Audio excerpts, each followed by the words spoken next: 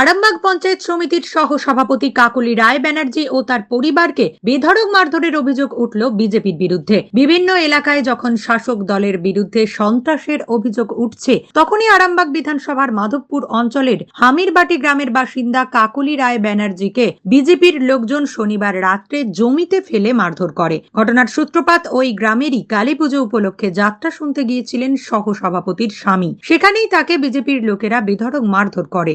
সভাপতি ও তার মেয়ে গ্রামের রাস্তা ধরে যেখানে যাত্রা হচ্ছিল সেই স্থানে যাচ্ছিলেন। স্বামীকে মারধরের পর বিজেপি কর্মীদের সামনে পড়ে যান সহ সভাপতি ও তার মেয়ে। সহ সভাপতিকে জমিতে ফেলে পেটানো হয় বলে অভিযোগ। অন্যদিকে তার মেয়েকেও এলোপাথারি মারধর করা হয়। তিনজনকে উদ্ধার করে আরামবাগ মহকুমা হাসপাতালে নিয়ে আসা হয় চিকিৎসার জন্য। পরে আরামবাগ থানায় বেশ কয়েকজনের নামে অভিযোগ দায়ের হয়েছে বলে জানা গেছে। কাকলি রায় ব্যানার্জির অভিযোগ, কোথাও কোনো গন্ডগোল ছিল না। হঠাৎ করেই বিকাশ সাঁতরা, জয় বাগ, মানিক সাঁতরা, মিলন বাগ সহ বেশ কয়েকজন তাদেরকে মারধর শুরু করে। পরে পুলিশ গিয়ে পরিস্থিতি নিয়ন্ত্রণে আনে। অনেকদিন থেকে ঝামেলা করছে। এবারে ভোটের দিনকে, ওই রেজাল্ট আউটের দিনকেও আমরা এখানে আছি, বাড়ির সামনে গিয়ে সকালবেলায় বাজি টাজি ফাটাচ্ছিল।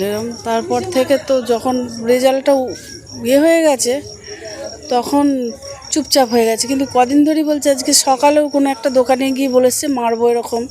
এবার আমাদের ওখানে পুজো ছিল, ওখানেতে যাত্রা হচ্ছিল।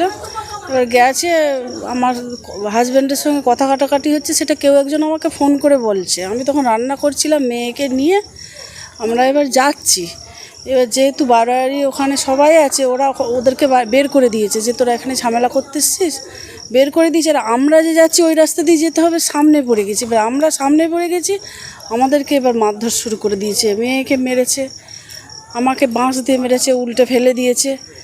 তারপরে আমার হাজব্যান্ড সারাতে এসছে, ওকে শুধু মাথায় বাঁশ দিয়ে মেরেছে।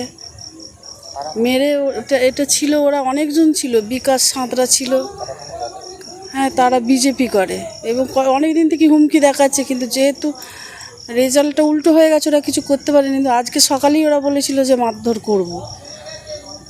এবারে ওইখানে আমাদেরকে সামনে পেয়ে গেছে, আমাদেরকে মেরেছে। জয়বাগ, মেয়ের চোখে ঘুষিটা মেরেছে জয়বাগ, আমাকে উল্টে ফেলে দিয়েছে। জয়বাগ ছিল, কার্তিক সাঁতরা ছিল।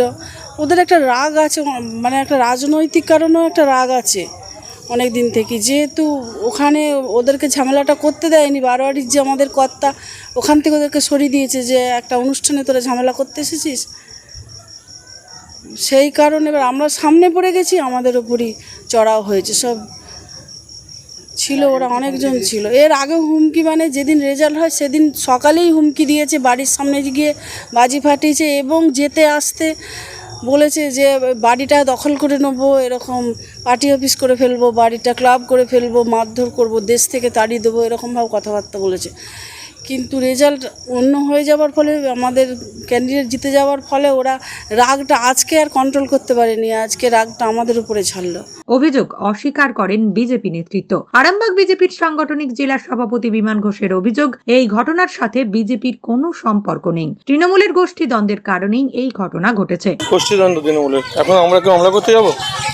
আমাদের এখন সংযত থাকার সময়, আমাদের আগামী বিধানসভা নির্বাচনের প্রস্তুতি নেবার টাইম। এখন আমাদের কোনোভাবে হামলা করার টাইম নয়, এবং আমরা দল হিসাবে কোনোদিনও এগুলো বরদাস্ত করিও না, আর আমরা কোনোদিন মেনেও নিই। ঘটনাকে কেন্দ্র করে এলাকায় উত্তেজনা। এলাকায় পুলিশ মোতায়েন আছে বলে খবর। নিউজ আজ বাংলা, আরামবাগ।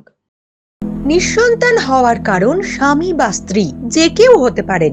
আইভিএফ এর অ্যাডভান্স সায়েন্স আর এক্সপার্ট কেয়ার লক্ষ লক্ষ কাপেলের স্বপ্ন সার্থক করেছে। তাই বন্ধাত্বকে হারাতে আপনাদের অবশ্যই আসতে হবে আরামবাগ প্রাণ আইভিএফ ফার্টিলিটি সেন্টারে। এখানে চিকিৎসা করিয়ে অনেক দম্পতি সন্তানের মুখ দেখেছেন। আমাদের ঠিকানা আরামবাগ, বসন্তপুর, আমতলা, বিবেকানন্দ পল্লী, 2 নম্বর রেলগেটের পাশেই। মোবাইল নাম্বার 7865858781 অথবা 7908098172।